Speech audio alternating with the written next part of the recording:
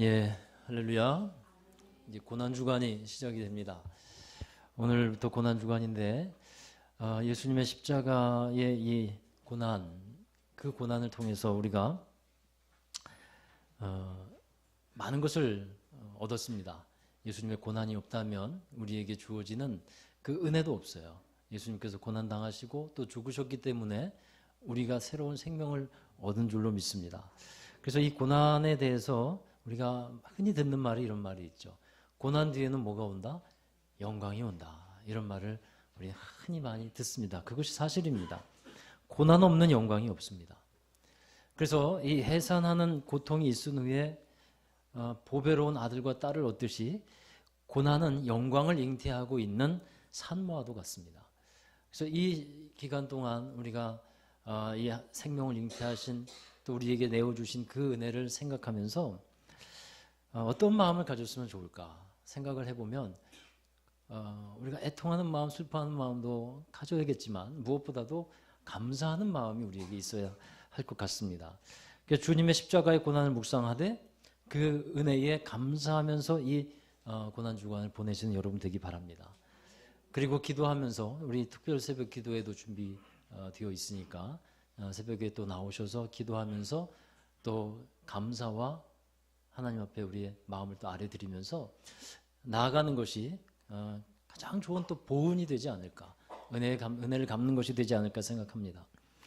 여러분, 오늘 이 고난주간이 시작되는 날에 저는 좀 이 고난에 관한 주제이긴 하지만 좀 색다른 주제를 여러분과 함께 나누려고 합니다. 이 세상을 살아가면서 이해되지 않는 한 부분인데 의인의 고난이 있습니다. 의인들이라고 하는 사람들이 받는 고난, 그리고 반대로 악인들이라고 생각되는 사람들이 누리고 있는 형통함, 이것을 우리가 어떻게 받아들이고 이해할 것인가에 대해서 한번 나눴으면 좋겠어요. 여러분, 우리가 정말 익숙한 신앙관이 하나가 있는데 그게 뭐냐 하면 인과응보의 신앙관이에요. 사람이 행한 대로 보응을 받게 된다는 거죠. 이것과 비슷한 말로 사필귀정 아니면 권선징악 이런 말이 쓰입니다. 그러니까 선을 행하면 복을 받고 악을 행하면 그에 따른 심판이나 벌을 받고 재앙을 받는다는 것이에요. 그래서 모든 것은 세상의 이치대로 다 이렇게 흘러가게 돼 있다는 것이 바로 이러한 말에 담겨 있는 뜻입니다. 그런데 여러분 생각해 보십시오. 세상은 정말 그렇게 흘러가는 것 같습니까? 어떤 때는 이게 아니지 않는가 하고 혼란을 겪게 되는 일들이 있어요. 선하게 사는 사람들이 잘 되어야 되는데 악을 행하는 사람들이 반대로 망해야 되는데 그게 정상인데 그게 우리 눈에, 우리 삶의 주변에 그게 잘 보이지를 않는 거예요. 우리가 겪고 있는 현실이 꼭 그렇지만은 않다라는 것을 우리는 너무나 많이 보고 있습니다. 또 그것 때문에 그런 것을 골똘히 생각하다 보면 신앙적인 문제가 생기기도 해요. 신앙의 정체성까지 혼란을 겪게도 됩니다. 시편 73편 오늘 읽은 말씀은 바로 그와 같은 것을 배경으로 하고 있는 말씀이에요. 악인은 형통하게 살고 있고 의인은 오히려 정말 환난과 고난을 겪고 있는 이해되지 않는 이 상황에서 시인이 묵상하면서 고백한 시입니다. 먼저 시인이 이해하고 있는 하나님이 어떤 분이신지 말씀을 통해서 한번 봤으면 좋겠어요. 1절의 말씀을 한번 보실까요? 함께 읽어봅니다. 하나님이 참으로 이스라엘 중 마음이 정결한 자에게 선을 행하시나니. 자, 우리가 알고 있는 하나님이 여러분 이런 분 맞지 않습니까? 할렐루야. 여러분 선을 행하시는 그러니까 정결한 자에게 마음이 정결한 자에게 선을 행하시는 하나님, 우리가 그 하나님 믿고 있지 않습니까? 그렇잖아요. 다른 하나님 믿고 있어요? 아니잖아요. 다르게 생각하세요? 아멘 좀 해보세요. 이렇게 믿고 계시죠? 마음이 정결한 자에게 하나님의 선을 베푸시는 분이 우리가 믿는 하나님이에요. 맞아요. 틀린 말씀 아니에요. 마음이 깨끗한 자, 정결한 사람에게 은혜를 베풀어 주십니다. 우리가 믿는 하나님은 거룩하시기 때문에 마음이 깨끗한 자를 좋아하셔요. 그리고 마음의 죄악을 품고 있는 것을 당연히 싫어하십니다. 여러분, 마음이 얼마나 중요합니까? 은혜를 받고 안 받고는 사실 이 마음의 자세에 따라, 마음의 그릇에 따라 달라지게 돼요. 성경 곳곳에서 보면 하나님은 우리의 마음을 감찰하시는 분이라고 했어요.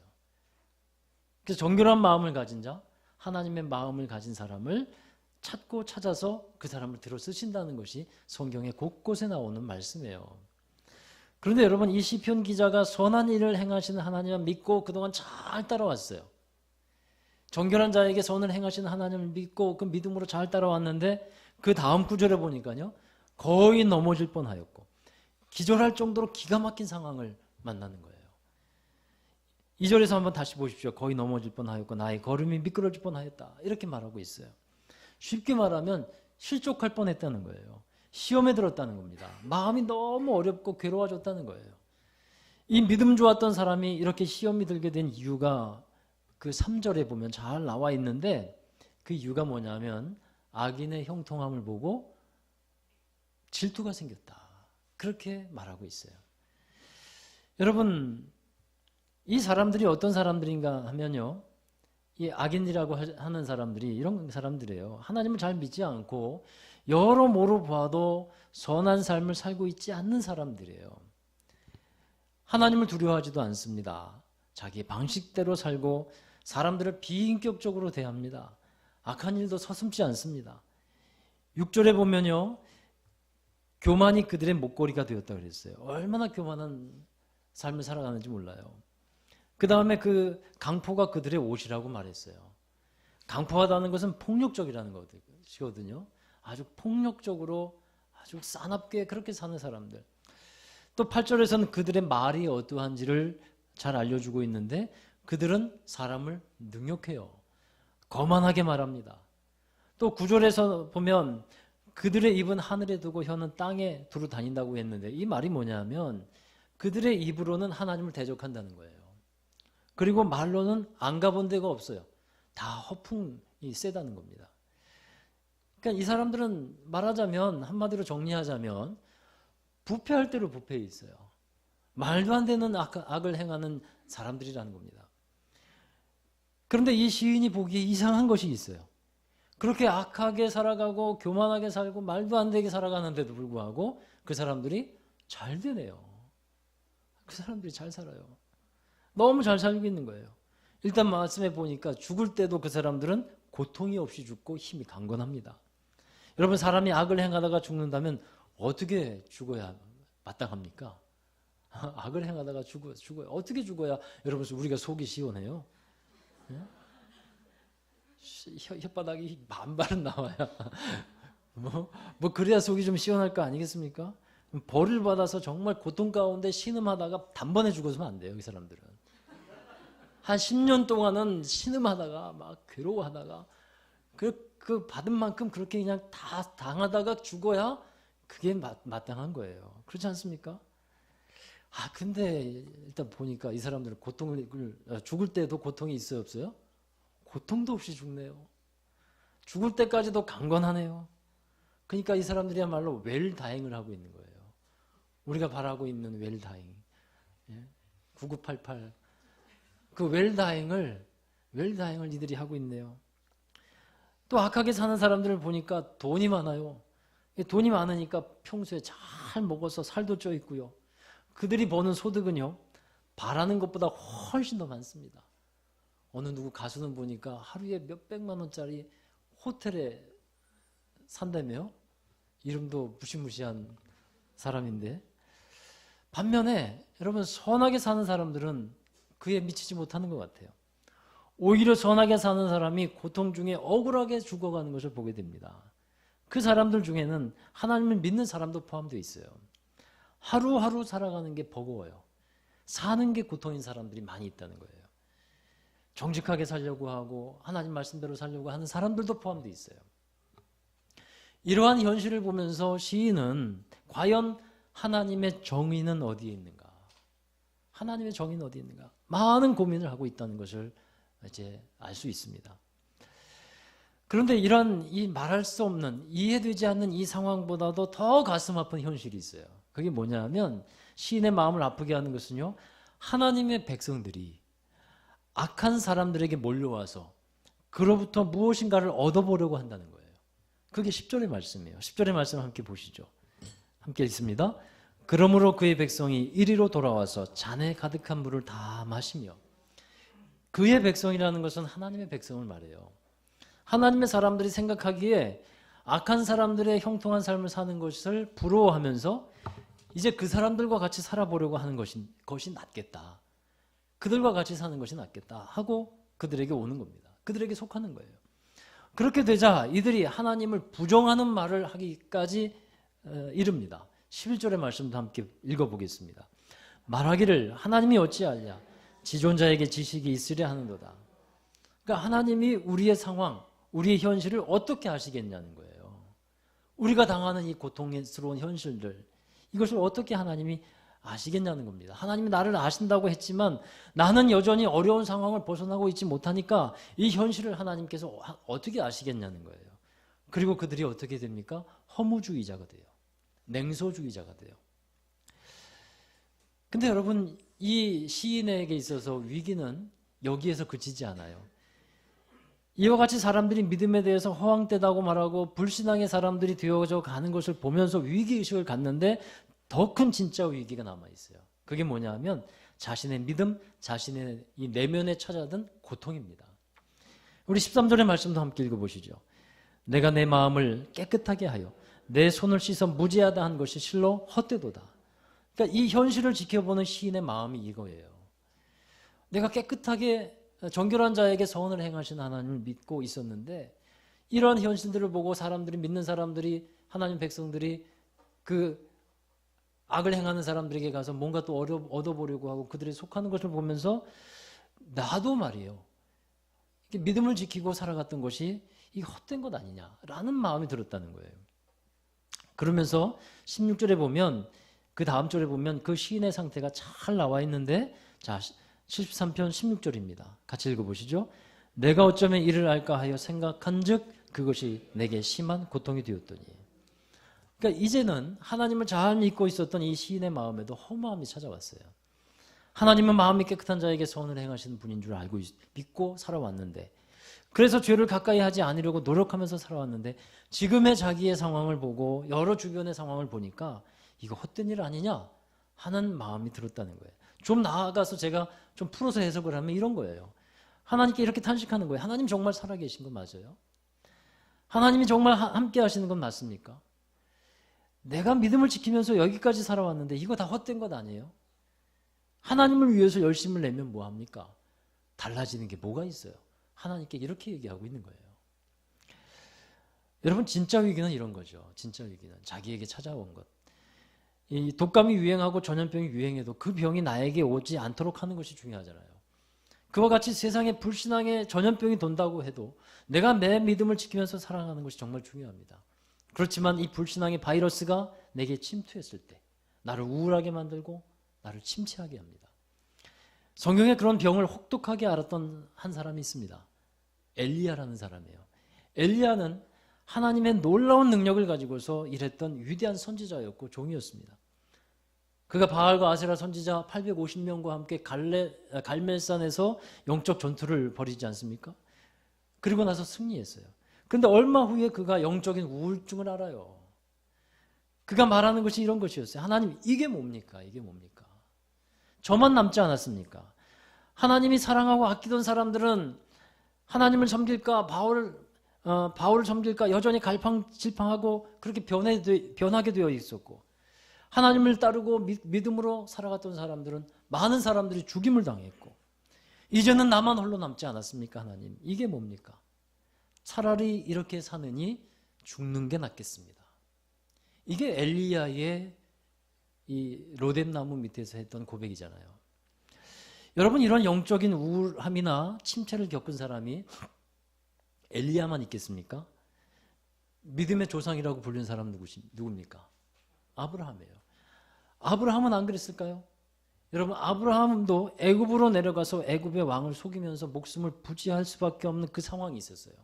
그때 그 마음이 영적으로 믿음으로 충만했다고 볼 수 있습니까? 아브라함이 사는 땅에 하나님이 약속하신 땅이었어요. 그 땅으로 인도함 받아서 갔는데 그 땅에 기근이 찾아왔어요. 기근을 만났는데 마음에 흔들림이 없었을까요? 아브라함에게도 영적으로 우울하게 하는 바이러스가 괴롭히던 때가 있었다는 것이에요. 그러면 또 하나님의 위대한 통치를 대행했던 다윗이라는 왕은 안 그랬을까요? 다윗도 그런 우울함과 영적 침체를 겪어요.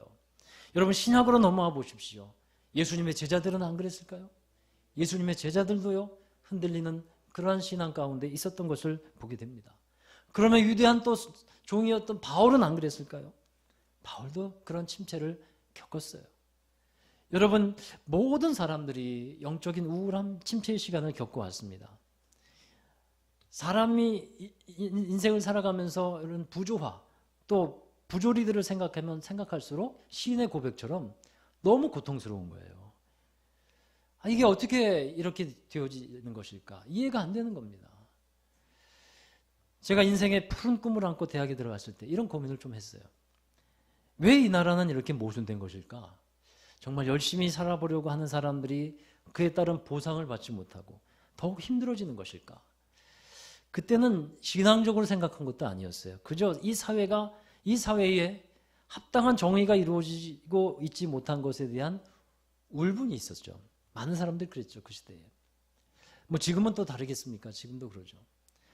여러분, 그런데 이러한 세상의 모순들을 신앙적인 관점으로 한번 생각해 보십시오. 그러면 이해가 됩니까?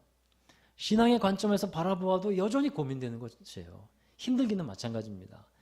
하나님이 계시기 때문에 최소한 하나님을 믿는 사람들은 하나님이 보호하사 잘 되게 하시고 형통케 하시는 은혜가 있어야 될 것 같은데, 또 그게 우리의 믿음인데 현실은 그렇지 않다는 거예요.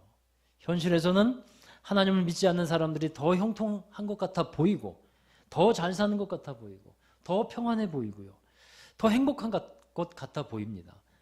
하나님을 믿지 않는 사람들이 이러한 현실을 두고 말해요. 믿는 우리들에게 뭐라고 말하냐면, 야, 하나님을 믿는 것이 뭐 그리 대단하냐? 너의 삶이 하나님 믿는다고 해서 나아지는 것이 뭐냐? 우리를 봐봐, 우린 더 잘 살아. 이렇게 사람들이 얘기하기도 합니다.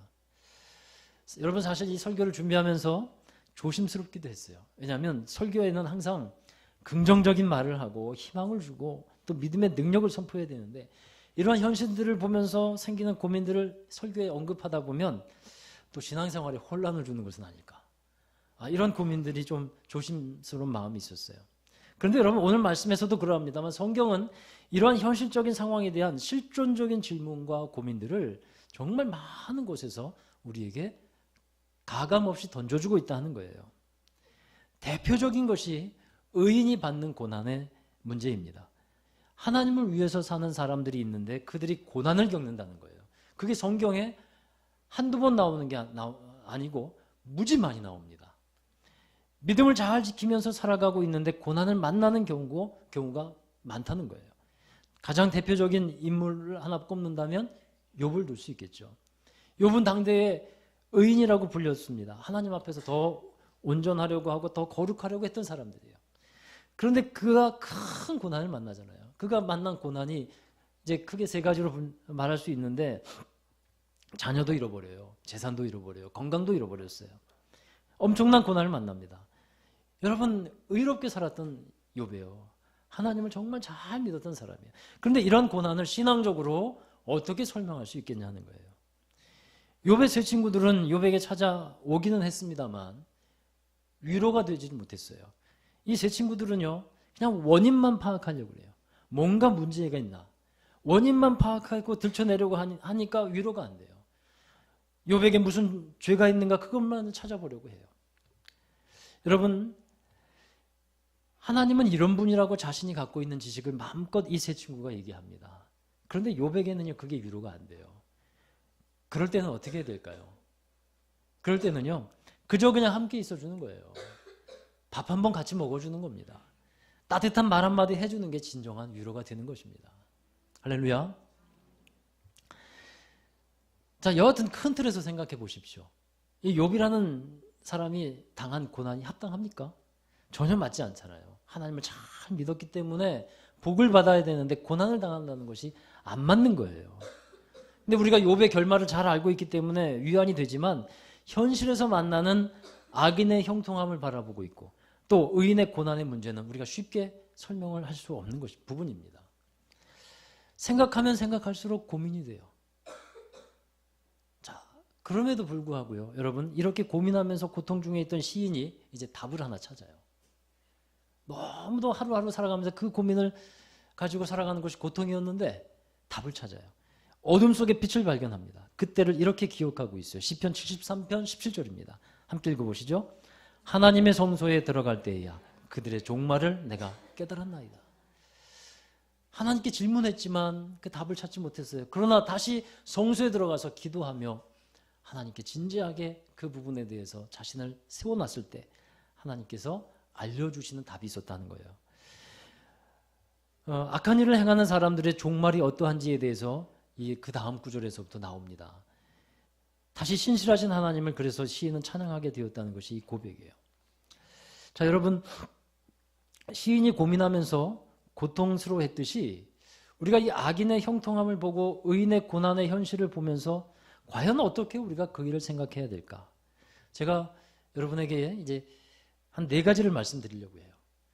아니, 이제 설교가 끝날 시간이 다 됐는데 이제 4가지를 더 말씀한다고 하니까 놀라셨죠? 그러니까 믿는 이의 고난은 긴 설교에 있느니라 뭐 이렇게 또 생각하시면 안 되고요.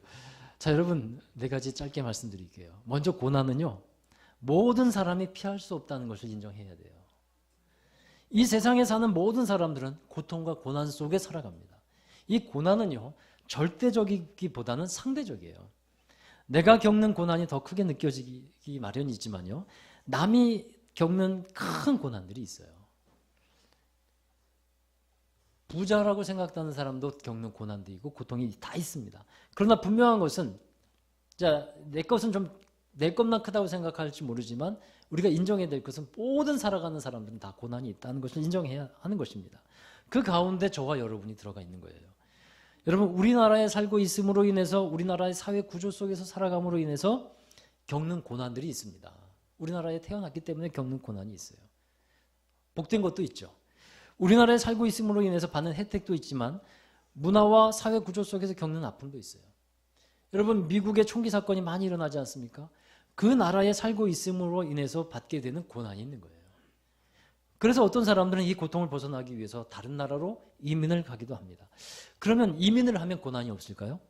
거기에 또 다른 시련과 고난이 있기 마련입니다. 그러니까 우리가 사는 이 세상은 이미 죄로 인해서 깨어진 세상이에요. 다 깨어진 거 투성이에요. 깨어진 세상 속에서 사람들과의 관계도 깨어졌고 여러 가지 죄 가운데서 많은 이 피조물들이 고통 중에 신음하고 있습니다. 그 가운데서 우리가 살아가고 있기 때문에 우리가 살아가면서 겪는 고통과 고난은 피할 수 없는 것들이에요. 겪어야 되는 것들이라는 것입니다. 사람과의 관계 속에서 오는 고난도 있고 아픔도 있고요. 그러다 보니까 사람들이 점점 어떻게 살려고 합니까? 혼자 살려고 하는 거예요. 정상적인 것은 아닙니다. 하나님은 혼자 사는 것을 보기 좋다 말씀하시지 않았어요. 두 번째로 우리가 알 것은 이 고난에도 하나님의 뜻과 인도하심이 있다 하는 사실입니다. 왜 이러한 고난이 찾아왔는지 잘 알 수 없어요. 그러나 이 고난 속에도 유익한 점이 있어요. 고난이 있기 때문에 어떤 사람은 강해집니다. 이 고난이 있기 때문에 더욱 성장합니다. 욥의 고백을 잘 아실 거예요. 그러나 내가 가는 길을 그가 잘 아시나니 나를 단련하신 후에는 내가 순금같이 되어 나오리라. 이것이 욥의 고백이에요. 이 고난을 통해서 다시 정결한 강한 믿음의 사람으로 태어나게 될 것이라는 고백이에요. 그 시련과 아픔이 있기 때문에 더욱 아름답게 성장합니다. 아름다운 인생, 쓰임받는 인생을 사는 사람들의 삶 속에는 이러한 고난을 견뎌낸 흔적들이 훈장처럼 빛나고 있다는 사실이에요. 하나님도 우리를 인도하실 때 광야의 길, 고난의 길로 인도하십니다. 광야의 길을 걷게 하시면서 하나님이 테스트하시는 것이 있습니다. 순종하는 사람, 겸손한 사람, 온유한 사람이 되기를 원하시는 거예요. 자기의 고집과 뜻을 내려놓고 말씀에 따라 살아가는 사람으로 만들어 가시고자 하는 것이 하나님의 뜻이에요. 여러분, 때로는 고난으로 인해서 우리는 겸손해집니다. 고난을 통해서 다시 하나님의 앞에 설 수 있도록 인도해 주시는 것입니다. 세 번째로는 고난을 이기게 하시는 예수님을 바라보자 하는 거예요. 어떤 고난을 만나면 사람이 그 고난에 어떻게 반응할까, 이에 따라서 고난 뒤에 오는 것이 달라지게 돼요. 하나님의 인도하심을 따라서 살아가다가 어떤 사람은 고난을 만나서 뒤로 물러가는 사람이 있습니다. 어떤 사람은 그 고난에 넘어 있는 하나님의 영광에 함께 참여하는 사람이 있어요. 왜 그렇습니까, 여러분? 그 고난을 어떻게 받아들이는가에 따라 다른 거예요. 고난 뒤에 하나님의 은혜와 영광이 있는데 뒤로 물러가 버리면 그 고난과 뒤에 오는 은혜와 영광을 자기 것으로 삼을 수가 없다 하는 것이에요. 예수님께서 모든 고난을 당하셨어요. 사람이 약해지고 비참해질 수 있는 한계선까지 내려가셨어요. 모든 사람이 겪게 되는 아픔과 고난을 십자가에서 다 담당하셨어요. 하나님은 분명히 말씀합니다. 이사야 선지자를 통해서 그가 징계를 받음으로 우리가 평화를 누리고 그가 채찍에 맞음으로 우리가 나음을 얻었도다. 여러분, 제가 교회를 개척한 후에 몇 년 동안 만났던 권사님이 있어요. 아시는 분들 몇 번 제가 말씀드려서 아실 텐데 그 권사님의 남편이 장로님이셨어요. 60세에 올람변에 참전했다가 고엽제로 인한 증상이 몸에 나타났어요. 그동안은 괜찮았다가. 여러분, 제초제를 풀에 뿌리면 어떻게 됩니까? 풀이 누렇게 되고 말라버리잖아요. 꼭 사람이 그것과 똑같아지더라고요. 그냥 몸이 오그라들어가지고 조금도 옴짝달싹할 수 없었어요. 숨만 쉬고 겨우 사람이 먹여주는 죽 같은 것만 삼키는 정도였어요. 근데 그 권사님이 그 장로님을 거의 한 10년 동안 수발을 하고 돌봅니다. 그러면서도 이제 권사님의 늘 소망과 기쁨 또 감사는 끊이지 않았어요. 근데 그 권사님이 그 어렵고 힘든 그 삶 속에서 말했던 것을 생생하게 저는 기억하고 있어요. 목사님, 제가 이러한 삶에서도요, 예수님 때문에 살아요. 예수님 때문에 감사해요. 예수님 때문에 모든 것을 견뎌요. 그 권사님이 하는 말이었어요.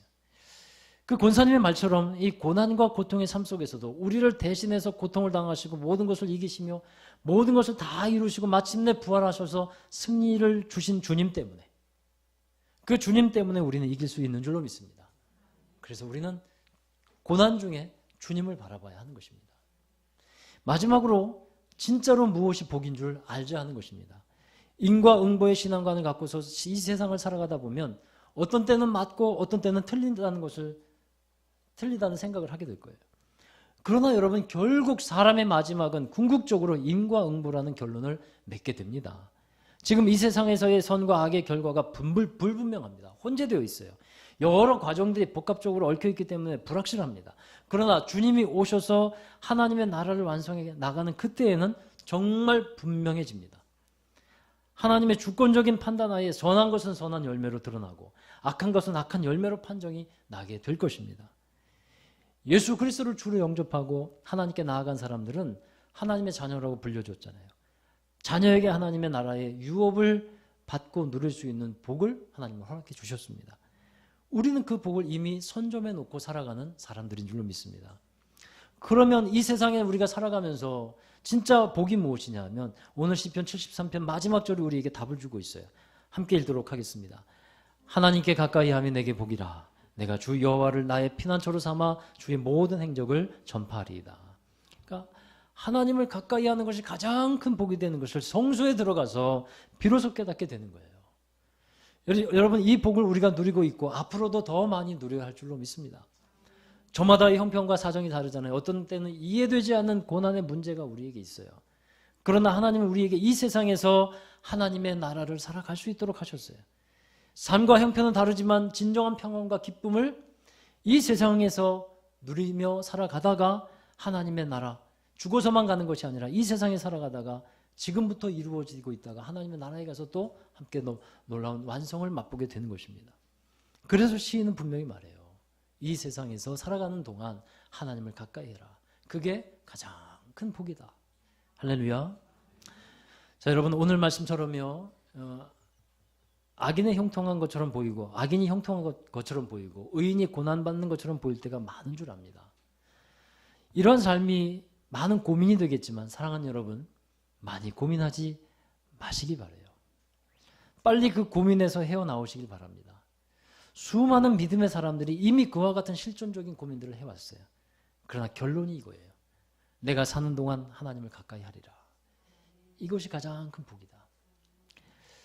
어떤 철새가 하늘을 날아가다가 내려보니까 아래에 많은 먹이가 널려있는 것이 보였어요. 그래서 그 철새가 배고픔을 이기지 못하고 그곳에 내려앉아서 실컷 배부르게 먹었어요. 이제 날아갈 시간이 됐는데 먹이니까 정신이 팔려가지고 그곳에 아예 눌러 앉아 있게 됩니다. 그러다가 다시 1년이 지났어요. 그때 하늘 위를 보니까 동료 철새들이 어디론가 날아가는 것이 보였어요. 그래서 반가운 마음에 이제 또 다른 데로 갈 때구나 라고 생각하고 자기도 따라가려고 날개를 펴고 날개짓을 했는데 조금 날아갔더니 오르질 못하고 떨어집니다. 몸이 너무 비대해졌기 때문에 그랬어요. 여러분, 어떤 이들의 형통을 보면서 우리가 괴로워할 것 아닙니다. 나에게 고난이 있다고 침울해할 것도 아닙니다. 우리에게는 하나님이 계십니다. 이 세상에 모든 소망과 희망을 두고 살 것이 아닙니다. 하나님이 계십니다. 하나님이 우리에게 주신 비교할 수 없는 하나님의 나라, 그 복을 우리는 이 세상에서 살아가야 할 줄로 믿습니다. 그 은혜를 함께 받고 살아가는 여러분 되시기를 주의 이름으로 축원합니다. 기도합니다.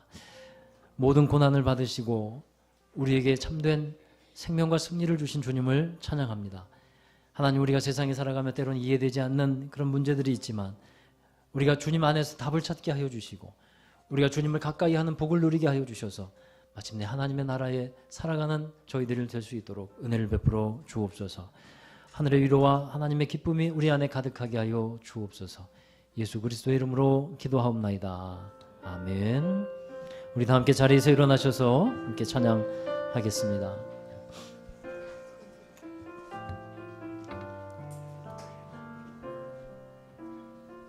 마음이 상한 자를 고치시는 주님, 마음이 상한 자를 고치시는 주님, 하늘의 아버지 날 주관하소서. 주의 길로 인도하사 자유케 하소서. 새 일을 행하사 분케 하소서.